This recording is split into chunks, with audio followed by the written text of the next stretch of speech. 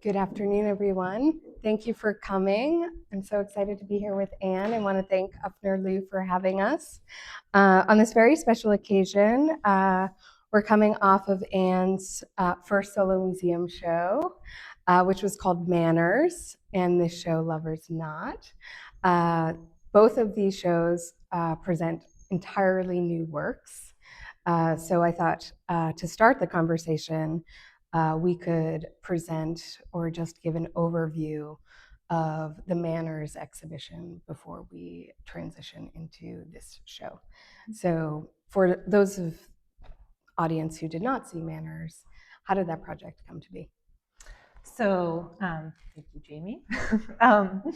So we worked on the show Manors at the Farnsworth Museum. I think the conversation started maybe 2.5 years ago when you came over to my house in Durham, Maine for a studio visit. And we were chatting about my work and we were chatting about interiors and talking about doing a project together. And then I brought you upstairs to see the hand painted wallpaper murals that I had made in my home. And you were like, this would be really great as part of a show with your paintings. And that got me really excited. And so we started, I feel like the idea for the show sort of, that was kind of the genesis of that. And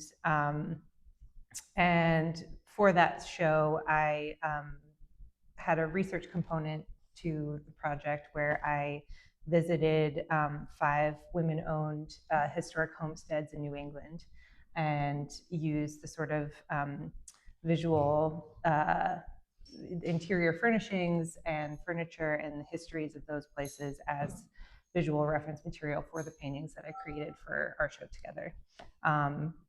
And so that show, for those of you who didn't see it, I feel like had a kind of sort of Victorian inspired aesthetic. It was pretty frilly. There was a lot of like drapery and like heavy furniture and that, that sort of aesthetic. And this show, which is the body of work I made right after our show together, I feel like is a real kind of departure in that it's much more focused on like rural home life and like my own personal autobiography. And these paintings to me feel a lot more focused on objects and they're kind of more zoomed in, whereas the works in Manors were a little more zoomed out. There was more distance between the viewer and the painting. And here I kind of wanted to bring people in closer. And so what Anne is describing as well is this, in the Farnsworth Manors exhibition, there was this interplay between full room interiors, what you have called in conversation with me, these composite images, as if you were kind of slicing a room and seeing a full kind of house on its side. But with these 2 wall murals, there was this interplay between micro and macro environment. And then here, we also have the inclusion of works on paper. What I think is interesting in the way you framed the Manors project around visual reference, you were also coming off a residency program in London. You had inspiration and references there as well for this work. What were those? So I did a residency this past spring at the Forest Project in North London, and I was there for about 2 months. And I went there with an idea of wanting to explore the work of William Morris, who famous designer and artist, well known for his wallpaper patterns and design. And so I visited the William Morris house on my first day in London, and it was really incredible. I mean, just kind of like floor to ceiling patterning, really amazing, rich textures, and it kind of got me thinking about how easy it is to sort of camouflage imagery into patterning and use that sort of like visual cacophony as a way of embedding sort of subliminal things into the surface. And so I started just kind of practicing like drawing patterns that were kind of inspired by the William Morris patterns and ended up making the works on paper that are in this show, which are all studies for quilts. And a lot of those patterns are inspired by Morris patterns. And I just really love the sort of like the kind of power clashing that happens when the patterns meet each other. And it was also a great way to kind of tie back to my own love of Pennsylvania Dutch culture and quilting, and also a way to sort of embed erotic imagery into those surfaces too. Yeah, I'm glad you brought up the erotic, because I think we see that in the quilts and in the interiors, which is one of your signature parts of your painting practice, come out in different forms, particularly in the quilts. Here, the full figure, and then in some of the front works on paper in different ways. Can you talk about the decision making there? Yeah, I mean, initially it kind of started out as like a way of, I'm not a quilter. I was telling you, I've made one quilt in my life and it was like pure hell, just because it's not how I like to be dexterous. And I don't have the kind of like patience and attention it requires. But I do love tedious drawing. And so I was initially thinking about like, if I were, I mean, often in the ways that I make paintings, thinking like, if this were my home, how would I decorate it? I was like, if this were a quilt I were going to make, what would I want the quilt to look like? So the first drawing I made is this one here, which is called Spread Eagle. And so you can see like the figure in it is sort of rendered in a way that like looks like that you could use that as like a pattern for a quilt. Like the figure also has like fabric, sort of like the illusion of fabric. There's pattern, there's like folds and wrinkles in it, and then that sort of like branched out into doing other, like I did, there's one on that wall called with like a person licking a boot, and so that was a similarly made as to this one. But then I kind of started using them as just like opportunities to have little drawings kind of embedded into the patterning. And so some of these feel more abstract, they almost more just, you know, we're kind of like enjoying the pleasure of drawing, and I feel like they are maybe less like actual quilts that could exist in the world, and more just like abstracted drawings. Until you make your second quilt. Yeah. And then they will. Or commission someone to make it. Exactly. Yeah. Well, and I think what's so interesting for those of you, if you look at the evolution of your works on paper, you didn't start initially by filling the entire sheet. In your bed series, only the bed was the object on the paper, and now Anne has filled the entire surface. So you've really gone in a complete opposite direction, even with the work on panels, as far as how to create a composition, or thinking about the quilt as kind of the canvas of itself, the object. Yeah, I feel like when I started working on paper, I was very like drawn to the material of the paper. And so I really relied on the materiality of that to like carry a lot of the drawing. So there was a lot of white space, and I was really interested in sort of playing up the kind of like sparse vacancy of that and utilizing that towards like narrative ambiguity. But much like in life, I sort of tend to gravitate towards extremes. So when I started like filling the paper in, I kind of just like filled it all in. So I feel like I have kind of these like two sort of disparate ways of working in that way. So let's talk about material for a second, since we're on paper. Gouache is your chosen medium. You, in conversation together, you talked about how this show allowed you to experiment with gouache. Say more about that. Yeah, I use acrylic gouache, which is essentially like a sort of hybrid of acrylic paint and gouache, but it can do quite a lot. It can behave like an acrylic. It lays very flat. It creates a very like velvety matte surface, but can also be used more like watercolor in terms of transparent washes and that sort of thing. And so with this body of work, I think I started thinking about light and shadow in a way that I haven't really explored before. And part of that for me was exploring the sort of transparency and translucency of the material. So there's a painting in the front room called Seed Sorting that has a table that is like wood grain. And actually this one is similarly painted, where it's the table is painted with like a translucent wash. And then there's other ways of like the Lazy Susan on top of this is painted with a more opaque paint. So I like sort of exploring those textural differences and just playing with the material. We can see the light here coming in through the door. Yeah, that was, I mean, I think also just those really subtle, like chromatic shifts, those are really pleasurable to paint. And like, I also like the idea of embracing, like having some objects cast shadows or have that sort of illusionistic weight to them, and then other ones don't. So like there's a drop shadow on that picture frame, but like not on the books or the box on the floor. And I think for me, that's kind of related to the sort of nonsense that I like to embrace with perspective too, like kind of letting some things have certain weight and other things don't.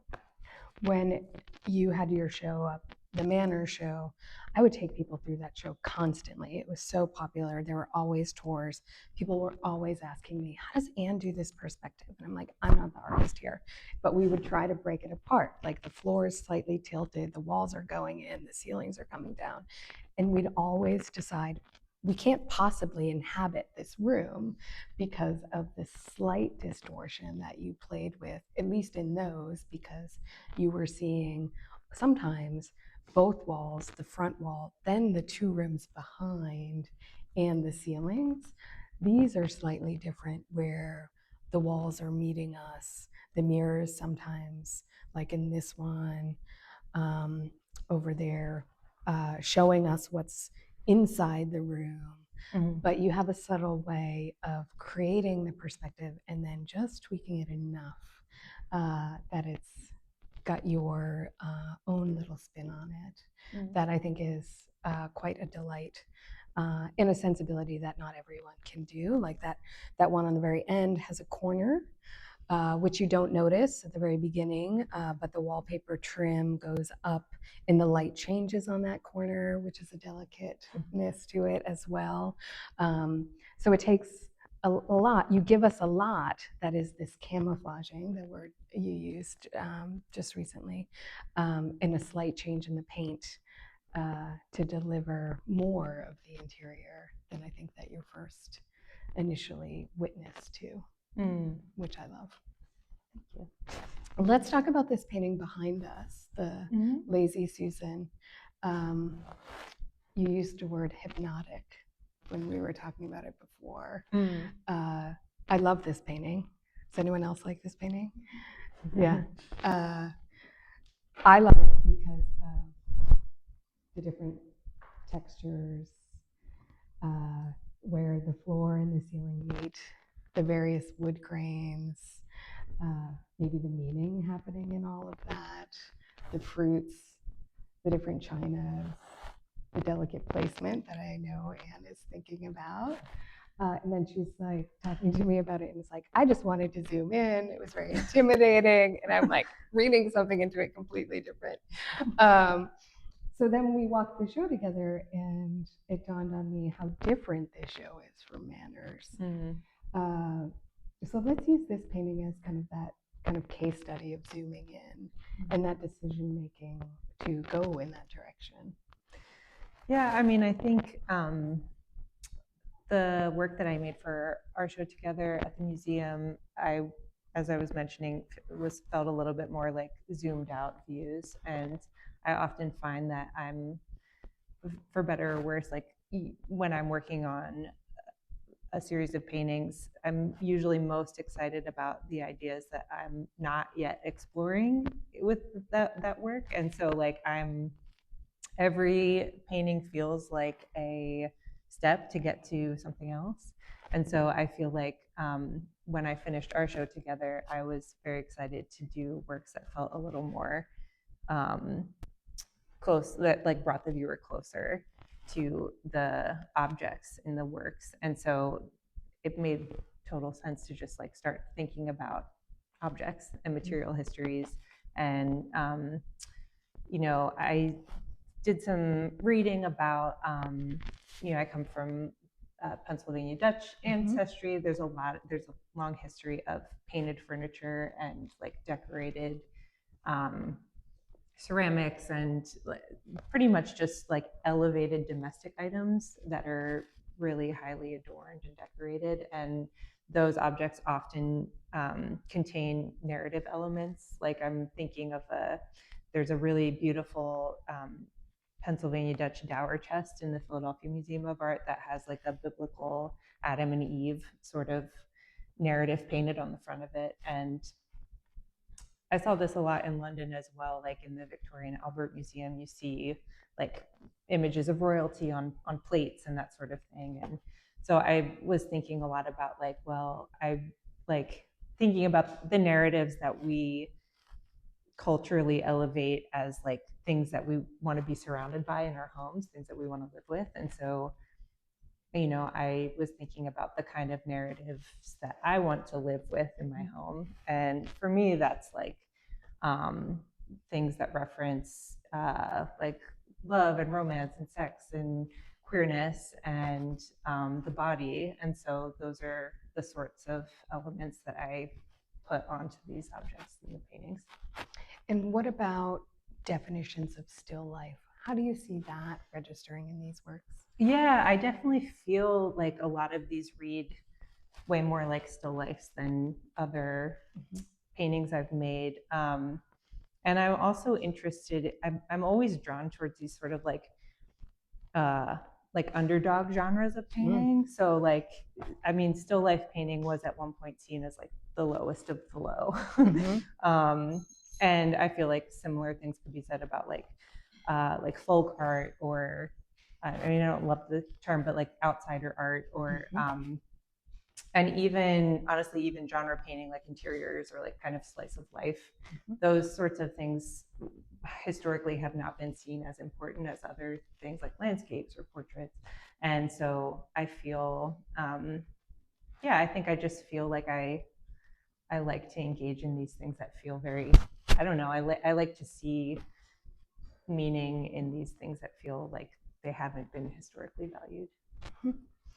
It's interesting too, in thinking about your insertion of contemporary items in a category that I think when people hear still life, their association might go back to a very traditional form of like Dutch still lifes, florals,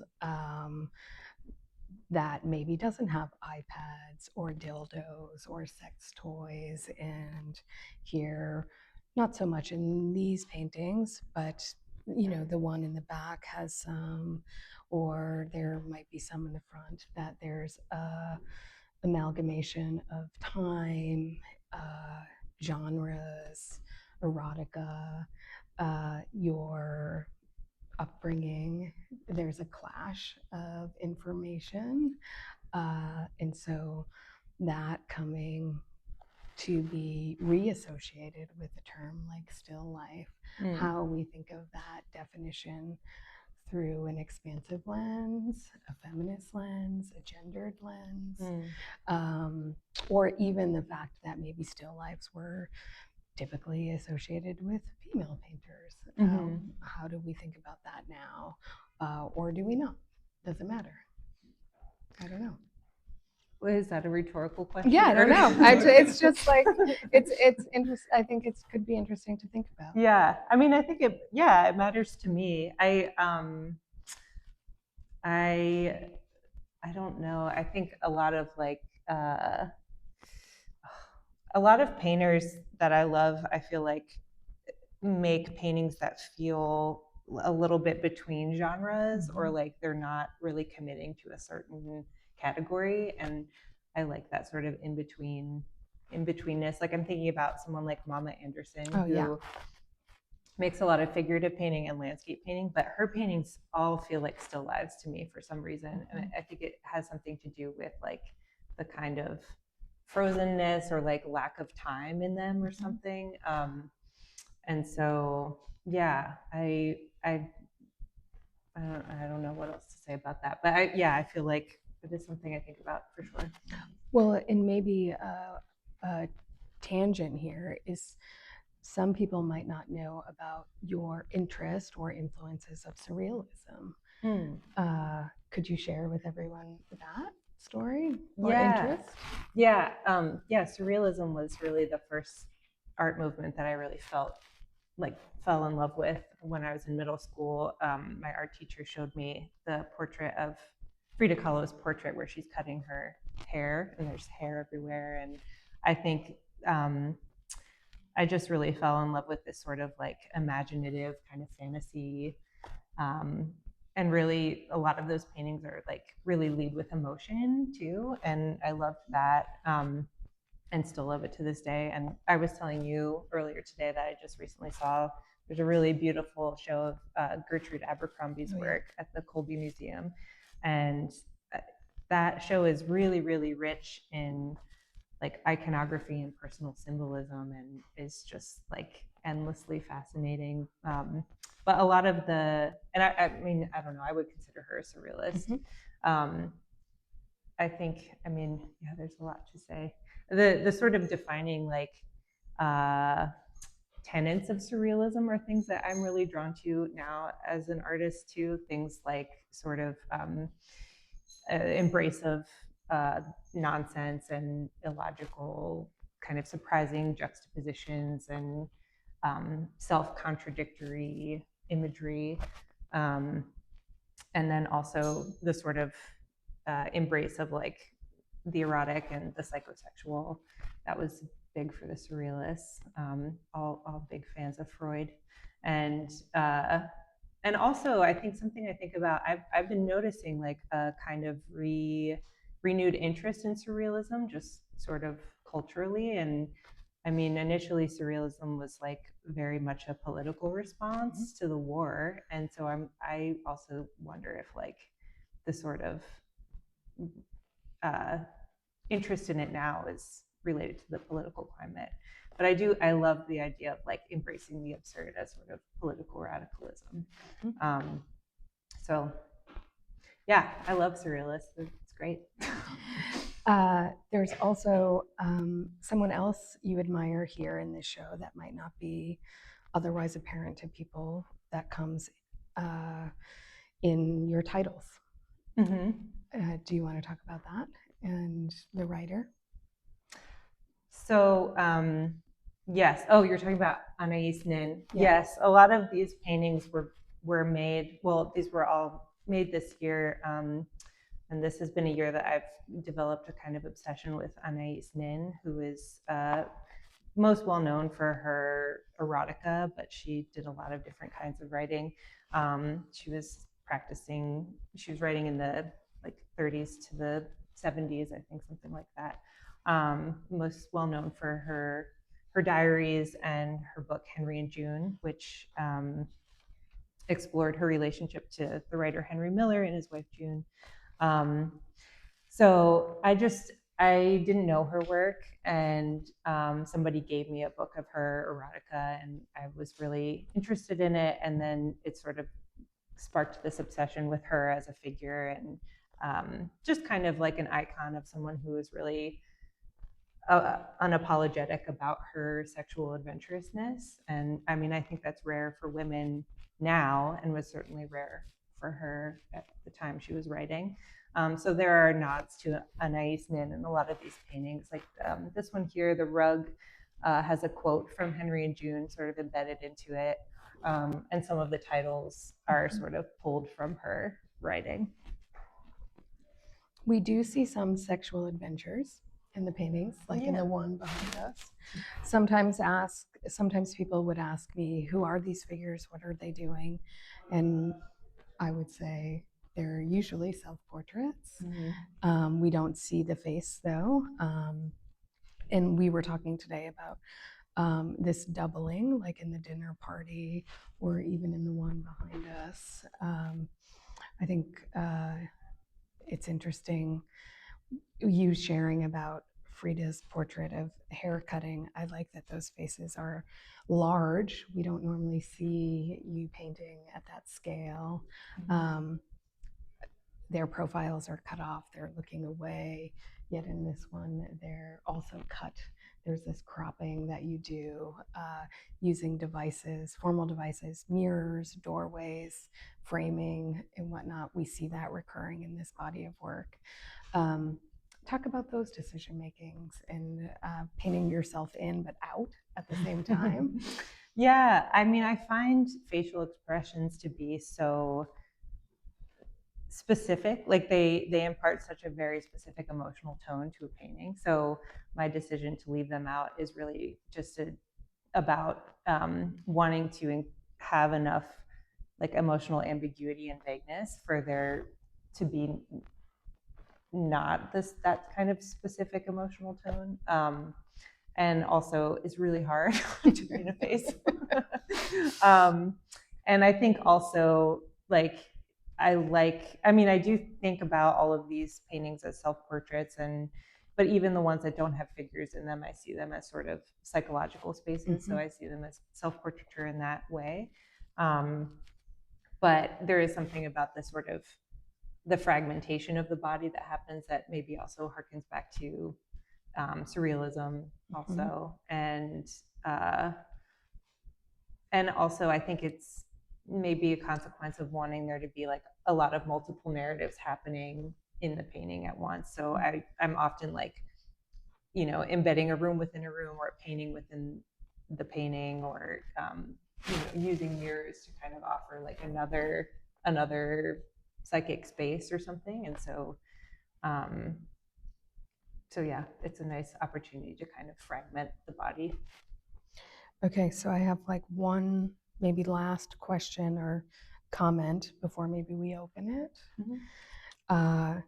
And it's just your ongoing, I think, exploration of various types of patterns, quilts, wallpapers, now gingham. Uh, in this show, would you just talk about kind of the curiosity of where that all comes from, um, and why inclusion of some over others? Of patterning. Yeah. Yeah, I mean, I guess the sort of like low hanging fruit is just like incredibly pleasurable to paint. And so that sort of keeps me returning to it. And then conceptually, like I grew up around a lot of patterning, like the houses I were in had a lot of, you know, it was like 90s, so Laura Ashley was everywhere. So like wallpaper and just like florals everywhere. And so there's a real nostalgic component to that for me. And I like to sort of have there be like a like some of the patterns I work with are specifically referencing patterns that are from like my childhood home, but a lot of them are invented or made up, or now I'm like kind of pulling from William Morris, and it feels like a very cumulative process of just kind of like collecting more and more and making them more and more complicated as I keep making paintings.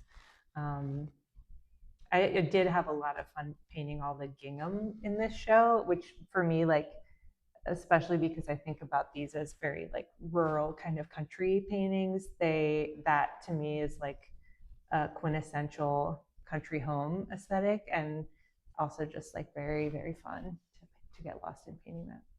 Thank you. Closing thoughts before we open it up? No? Okay. Are there questions for Anne or comments?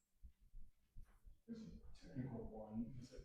With gouache and panel, if there's any particular preparation you do or versus working on paper, and even some of your thoughts on choices versus some of the works on paper, wider on paper and not panel like the rest, like where the separation goes. Yeah, I mean, I do prepare. So all of the surfaces are prepared with gesso, like multiple coats of gesso that are all sanded.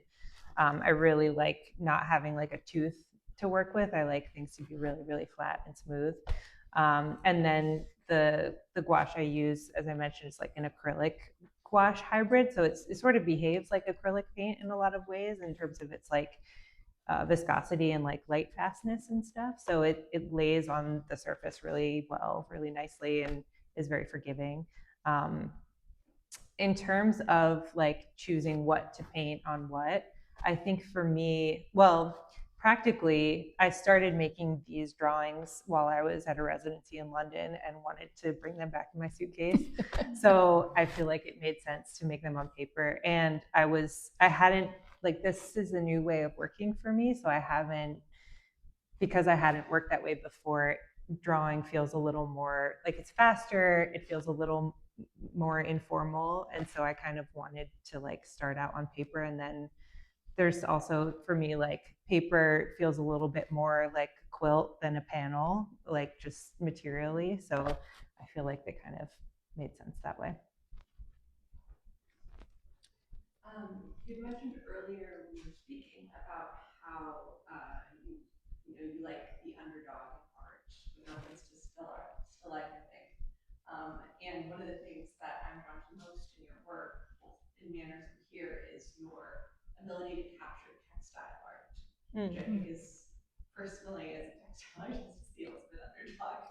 Oh, yeah. I was very curious, and I have been for a while, about, you mentioned that you're not a quilter, you don't identify as such. Mm-hmm. And I'm very curious about what your experience with textile art is, whether that's something that you make or if you engage with it, like I think most people do now, just as a user. Yeah, heavy user. Love a blanket. No, I grew up in a family of seamstresses. Both my mom and my grandmother were amazing sewers, and like my mom used to sew like a lot of my clothes and stuff like that. And my grandmother was a quilter, and so I feel like I grew up with a lot of like beautiful textiles around, but I just don't have it. Like I just can't. I can't think that way. I've like tried to learn how to sew multiple times. I'm exploring knitting now, which is really fun, but it doesn't feel like I'll ever like necessarily maybe turn it into like an art thing. It's more just to make sweaters for my dog. But yeah, I mean I really love textiles. I have a really strong love of quilts, and I think so many quilts function so much like abstract paintings. I really want to see the quilt show at the American Folk Art Museum right now. And I think what you guys do is amazing, and I can't do it.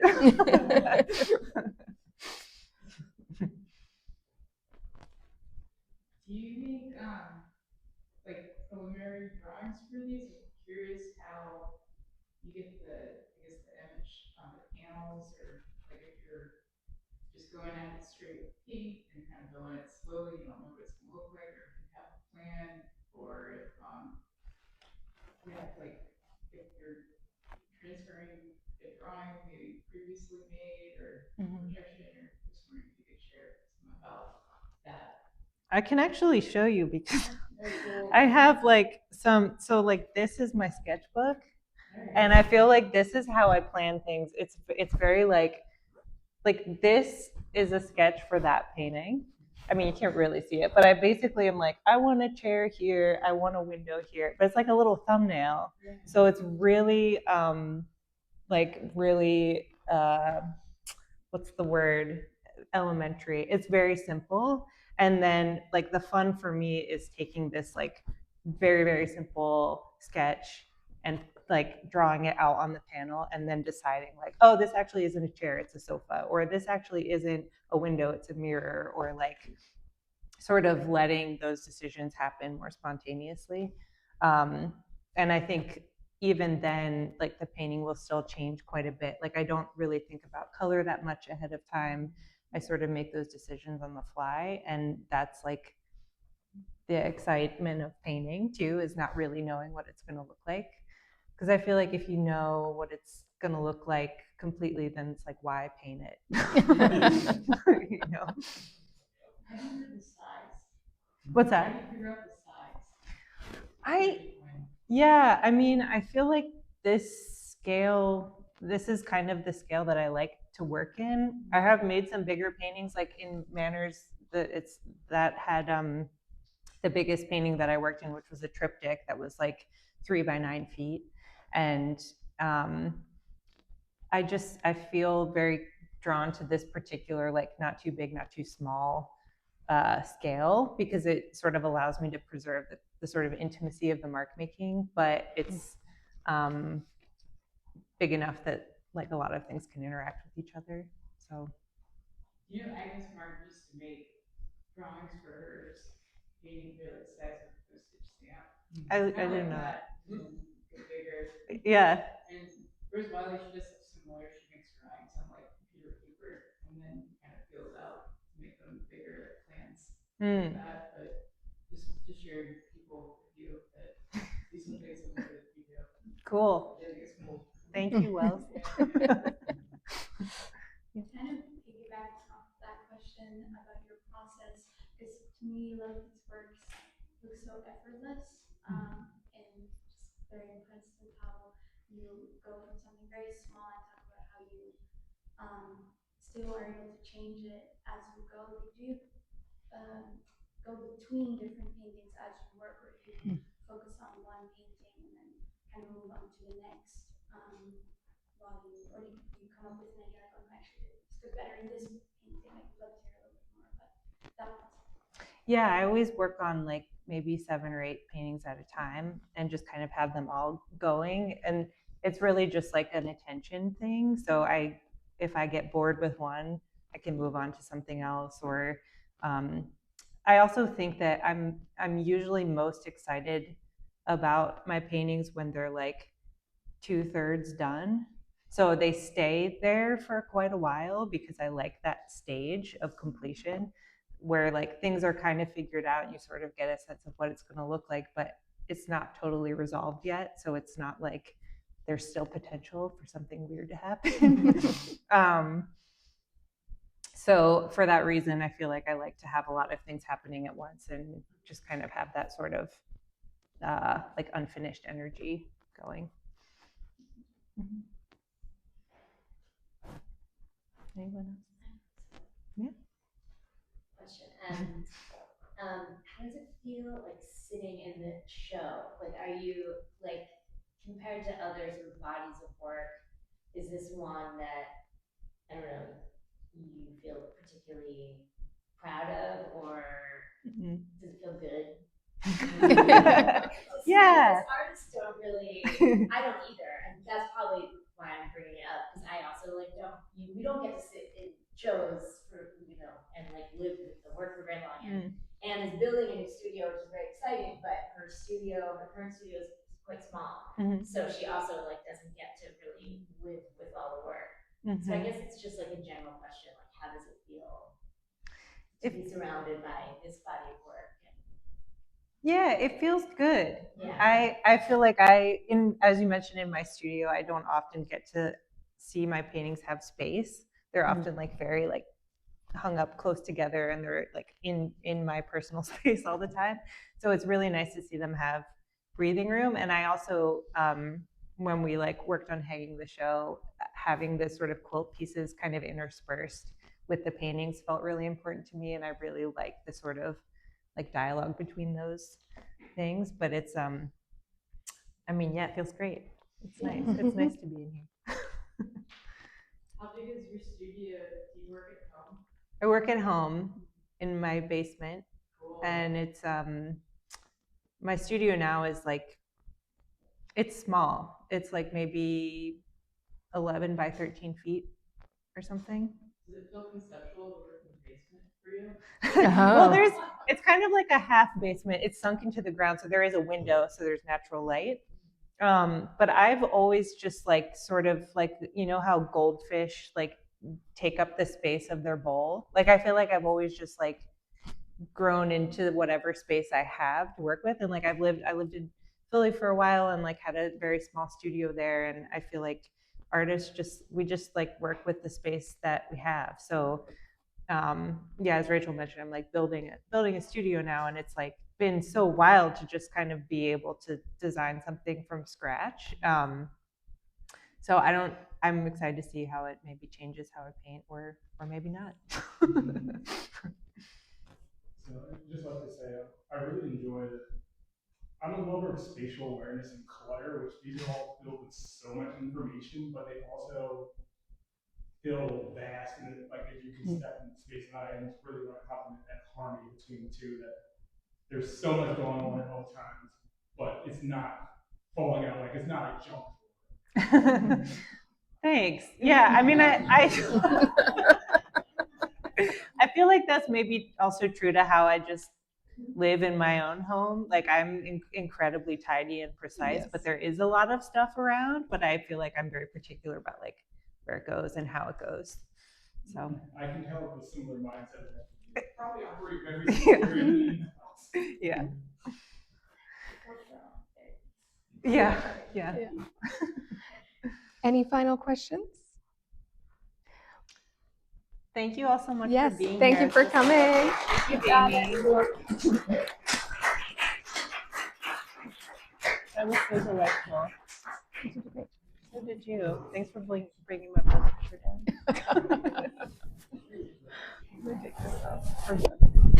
What's that? You said I don't know how to shut Oh, yeah. Oh my God, yeah. I didn't even know that's what that was. I mean, I don't, so like literally, this is like what, like it's like. No, like that's the fun. That's the fun stuff to say behind it. Like, for my thesis right now, I'm making a sketchbook as my thesis right now. So I like seeing how your brain intertwines. Like, I think the sketchbook be all writing.